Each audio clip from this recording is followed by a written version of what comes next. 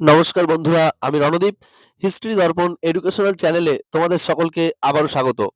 আজ আমি আলোচনা করব তোমাদের যে major history 5th semester Kalyani ইউনিভার্সিটিতে যারা ইতিহাস 5.2 যে পেপারটা ছিল তোমাদের ইউরোপের ইতিহাস থেকে, সেই পেপারের আজ তোমরা পরীক্ষা দিয়েছো এবং পরীক্ষায় আমাদের হিস্ট্রি দর্পণ নোটস থেকে হুবহু যে কমন তার নিদর্শন যারা পিডিএফ নিয়েছো আমাকে আর নতুন করে বলে দিতে হবে না। আর আমি জানি তোমাদের আগেও বলেছিলাম, আমি আবারও বলছি।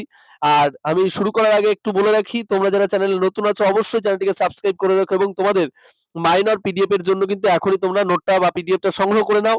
আর আমি এটুকুও বললাম, আমি যা সাজেশন দেবো তার থেকে কম তোমাদের কল্যাণী ইউনিভার্সিটির অধীনস্থ কেউ কোনোদিন দিতে পারবেন এবং দেয়ওনি। আমি এটুকু বললাম। আর তোমাদের আমি শুধুমাত্র 25টা প্রশ্ন দিয়েছিলাম, আর তোমরা যারা নিয়েছো তারা খুব ভালো করে জানো তার বাইরে কোনো প্রশ্ন আসেনি। তার ভিডিও আমি যে আপলোড করলাম তোমরা দেখো। আমি আগের দিনও 5.1 যে মুঘলের পেপারটা সেটারও কিন্তু আমি ভিডিও অলরেডি আপলোড করে দিয়েছি, তোমরা দেখে নিও। আর এছাড়া এখনো যারা বাংলা মাইনর এবং রাষ্ট্রবিজ্ঞান মাইনরের পিডিএফ সংগ্রহ করনি তারা নিয়ে নাও। কারণ আমি এটুকু তোমাদের বলে দিচ্ছি, আমি যেই মূল্যে বা যেই রেটে তোমাদের আমি দেব সেরকম রেট বা মূল্যে তোমাদেরকে কেউ কোনোদিনও দিতে পারবে না। আর এত অল্প মানে টাকাতে এত একটা অথেন্টিক কমন বা সাজেশন এই কল্যাণ ইউনিভার্সিটির আন্ডারে এতদিন পর্যন্ত তোমরা কোনোদিনও পাওনি এবং কেউ কোনোদিন দিতেও পারবে না আমি যতদিন তোমাদের সাথে আছি।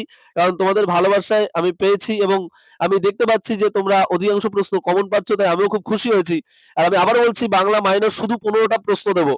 এর থেকে কম যদি কেউ দিতে পারে আমি তোমাদের ফ্রিতে সবাইকে দেবো। এর থেকে কম প্রশ্ন যদি কেউ দিতে পারে এবং সেটা যদি অথেন্টিক হয় এবং পরীক্ষায় আসে। আর আমি এটুকুও বললাম, এই 15টা প্রশ্ন মধ্যে থেকে যদি পরীক্ষায় না আসে আমি তোমাদের অর্থ রিটার্ন করে দেবো। এটুকু আমি বললাম, আর এর বাইরে কোনো প্রশ্ন আসবে না। আমি এটুকু তোমাদের 100 মানে 200% গ্যারান্টি দিলাম, এটা কোনোদিন কেউ দিতে পারবে না, আমি দিলাম। আর তোমরা যারা আজকে 5.2 মেজরে হিস্ট্রি দিয়ে এসছো তাদেরকে আমার নতুন করে কিচ্ছু বলতে হবে না, তারা নিজেরাই জানো। আমি এখন তাও একবার বলে দিচ্ছি, তোমাদের যে 2 নাম্বার প্রথম 1 নম্বরে তোমাদের শর্ট প্রশ্ন ছিল।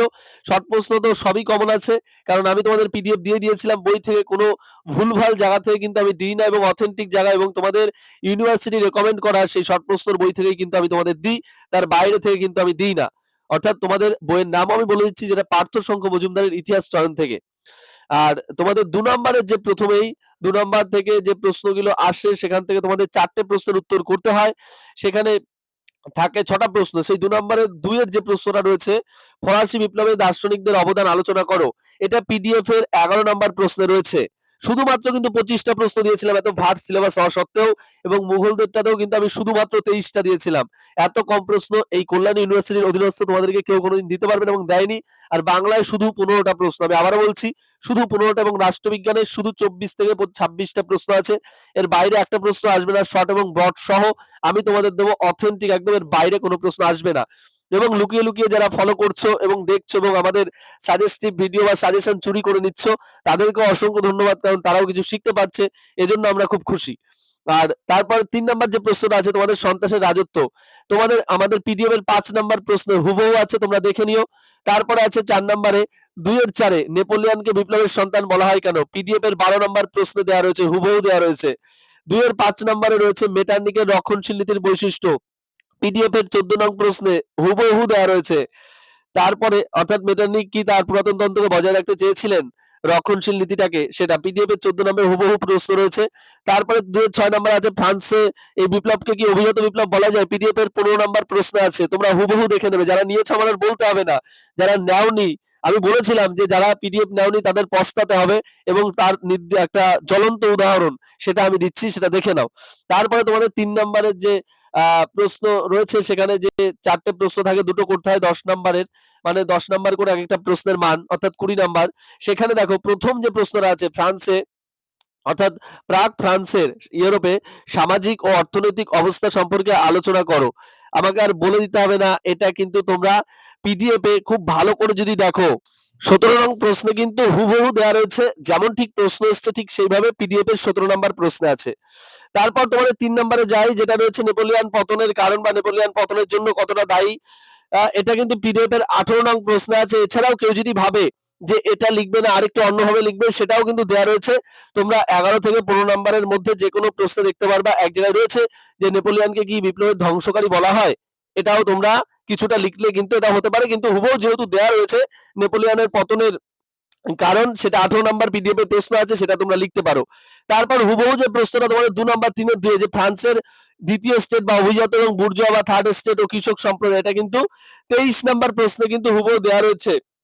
এছাড়াও 17 নম্বরে কিন্তু ফ্রান্সের সামাজিক যে অবস্থা তার মধ্যে কিন্তু দেওয়া রয়েছে বুর্জোয়া শ্রেণী ও কৃষক সম্প্রদায় এবং অভিজাত সম্পর্কে। এছাড়াও আলাদাভাবে কিন্তু অভিজাত বিপ্লব 15 নম্বর প্রশ্নে দেওয়া রয়েছে, সেটাও হুবহু 5 নম্বর মার্কসে এসছে। এবং এছাড়াও আরেকটা রয়েছে তোমাদের, যেটা 3 এর 4 নম্বরের প্রশ্নে, ভিয়েনা কংগ্রেসের উদ্দেশ্য ইউরোপের শান্তি প্রতিষ্ঠায় তার ভূমিকা। পিডিএফ এর 9 নম্বর প্রশ্নে হুবহু এইভাবেই প্রশ্নটা দেওয়া রয়েছে। আর তোমরা দেখে নিও, তাহলে বুঝতেই পারবা যে পিডিএফটা কতটা অথেন্টিক। এবং এখানে যে কটা প্রশ্ন দেওয়া রয়েছে তোমাদের, টোটাল দেওয়া রয়েছে 6টা আর 4টে 10টা, তার মধ্যে কিন্তু এই 25টার মধ্যে 9টা প্রশ্ন পিডিএফ এর মধ্যে রয়েছে। অর্থাৎ তোমরা বুঝতেই পারছো তাহলে কতটা অথেন্টিক। এবং আমি প্রথম থেকেই কিন্তু তোমাদেরকে বারবার করে বলেছি, আর যারা পিডিএফ নিয়েছো তাদেরকে স্বাগতম এবং খুব ধন্যবাদ। তোমরা পরবর্তী সেমিস্টারগুলোতেও আমাদের সাথে থেকো এবং আমরা খুব খুশি হয়েছি।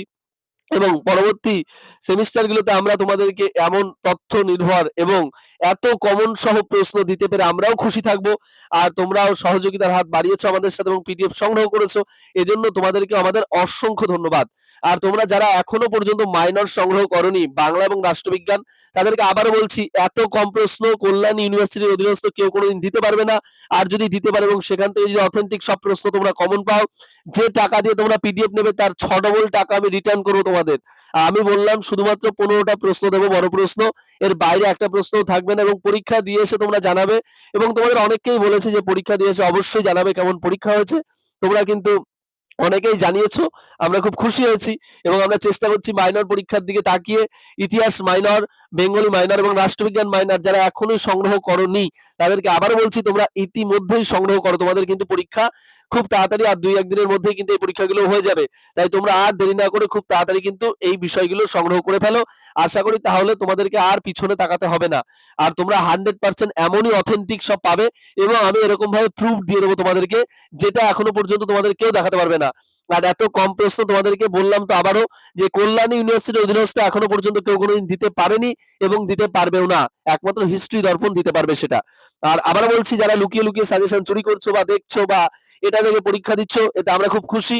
আমরা তাদেরকে সাধুবাদ জানাই এবং তারা এভাবেই আরো এগিয়ে যাক, আমরা তাদেরকেও জানাই অসংখ্য ধন্যবাদ। আর তোমরা যদি চ্যানেলে নতুন হয়ে থাকো, অবশ্যই চ্যানেলটিকে সাবস্ক্রাইব করে নোটিফিকেশন অন করে রাখবে। এবং আরো কি ধরনের ভিডিও দিলে তোমরা আরো বেশি উপকৃত হবে, অবশ্যই কিন্তু কমেন্ট বক্সে কমেন্ট করে জানাবে।